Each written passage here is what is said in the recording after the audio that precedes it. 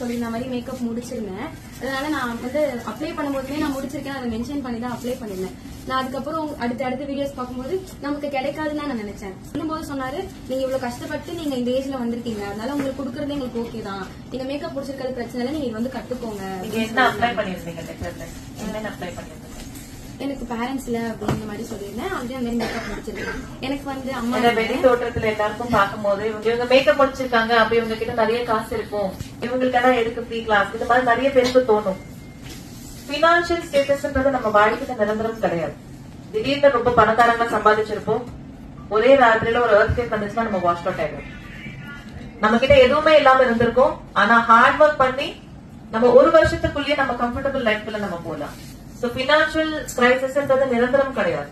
எவ்வளவு சம்பாதிச்சாலுமே யாருக்கிட்டயுமே காசு கிடையாது. சோ எல்லாருமே கஷ்டப்படுறவங்க தான். எல்லாருமே பாத்தீங்கன்னா எமோஷனலா ரொம்ப டிஸ்டர்ப் ஆயிடும். சில பேருக்கு ரொம்ப கஷ்டமான சைல்ட்ஹுட் இருக்கும், சில பேர் வந்து இப்ப ரொம்ப கஷ்டத்தை ஃபேஸ் பண்ணிட்டு இருப்பாங்க. சோ மென்டலி எமோஷனலி ரொம்ப சென்சிட்டிவா இருப்பாங்க, சென்சிட்டிவா டிஸ்டர்ப் ஆயிடுவாங்க. ஒரு சின்ன பிரச்சனை வந்தாலுமே உட்காந்து அழுவுறது, யாருமே எனக்கு இல்ல, நான் இப்படிதான், என் வாழ்க்கை இப்படிதானா, நான் இதுக்கப்புறம் எதுவுமே இல்லையா, நான் எதுக்குமே இதாக மாட்டேன்னா, எனக்கு சப்போர்ட் பண்றதுக்கு யாருமே இல்ல பக்கத்துல அப்படின்னு ஒரு மென்டல் ஸ்டேட்டுக்கு வந்து உமன் பேசிக்கா மென்னை விட உமன் சீக்கிரமா போயிடுவாங்க. சோ முதல்ல அந்த ஸ்டேட்ல இருந்து வெளியில வரணும்னா அதுக்கு தேவை ஸ்கில்ஸ், கலை, தொழில். சோ நானும் அந்த ஸ்டேட்ல இருந்திருக்கேன். என்ன வெளியில கொண்டு வந்தது என்னுடைய ஸ்கில்ஸ் தான்.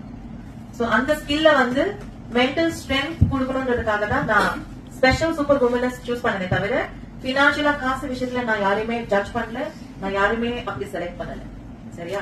சோ அதனாலதான் நான் கேட்டேன், காசு இருக்கிறதுனால நம்ம யாரும் சந்தோஷமா இல்ல, காசு இல்லன்றதுனால யாருமே கஷ்டமாவும் இல்லை. Every life has ups, every life has down. இதுக்கப்புறம் நீங்க சின்ன வயசுல இருந்து எதெல்லாம் கஷ்டத்தை பார்த்திருக்கீங்களோ அதெல்லாம் தாண்டி நீங்க இனிமே தைரியமா போல்டா உங்களுக்கு ஒரு பேசிக் கலையை நாங்க கத்து கொடுத்திருக்கோம். Okay, but it is a very strong course. பேசிக்ன்றதுனால நாங்க எதுவும் சும்மா உங்களுக்கு சொல்லி தரல, எல்லாமே உங்களுக்கு இன் டெப்தா ஹேண்ட்ஸ் ஆன் பிராக்டிஸோட உங்களுக்கு கான்பிடன்ஸ் வர அளவுக்கு தான் நாங்க சொல்லி கொடுத்திருக்கோம்.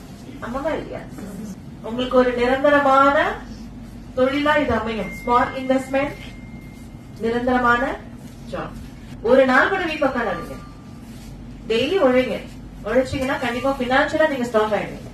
மென்டலாவும் நிறைய ட்ரபிள்ல இருந்து வெளியில வந்தீங்க.